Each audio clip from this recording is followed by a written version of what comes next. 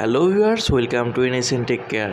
এটি হচ্ছে টুইনমোসের একটি 128 GB এসএসডি, যার মডেল হচ্ছে NVMe 2280M.2550 আলফা প্রো। চলুন আনবক্সিং করা যাক। এটি হচ্ছে আমাদের মূল এসএসডিটি। পাশাপাশি আমাদের এখানে নিচে একটি আমরা ওয়ারেন্টি কার্ড দেখতে পাচ্ছি, আর একটি হচ্ছে মেনু বুক দেখতে পাচ্ছি। ওয়ারেন্টি কার্ডে আমরা ওয়ারেন্টি দেখতে পাচ্ছি, এটি আমাদের ওয়ারেন্টি কার্ড। কোনো প্রবলেম হলে আমরা এটিতে রিটার্ন করে নিতে পারবো। দেন পাশে একটি আমাদের মেনু বুক দেখতে পাচ্ছি, এখানে বিস্তারিত লেখা আছে এই এসএসডিটার সম্পর্কে। তো আমাদের মূল এসএসডি হচ্ছে এটা যদি আমরা একটুখান থেকে খুলে ফেলি দেখতে পারবেন, এটা হচ্ছে টুইনমোসের এসএসডি। এই এসএসডিটা মূলত সরাসরি মাদারবোর্ডে লাগানো হয়, এখানে কোনো SATA কেবল ইউজ করার প্রয়োজন পড়ে না। চলুন আপনাদের দেখাই কিভাবে আপনারা এটি ইনস্টল করবেন।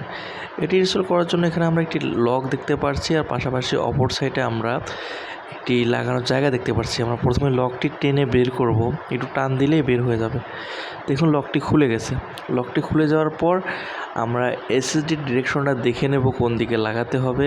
সাধারণত আমাদের ব্লু অ্যান্ড হোয়াইট যে পার্টটা আছে এই পার্টটাই উপরের দিকে থাকে আর ব্ল্যাকটা নিচের দিকে থাকে। এভাবে আমি যেভাবে লাগাচ্ছি ঠিক এভাবে, তারপর ঘাটে বসিয়ে দিয়ে হালকা একটু ভিতরের দিকে চাপ দিলেই লেগে যাবে। লেগে যাওয়ার পর আমাদের লকটি লাগাতে হবে।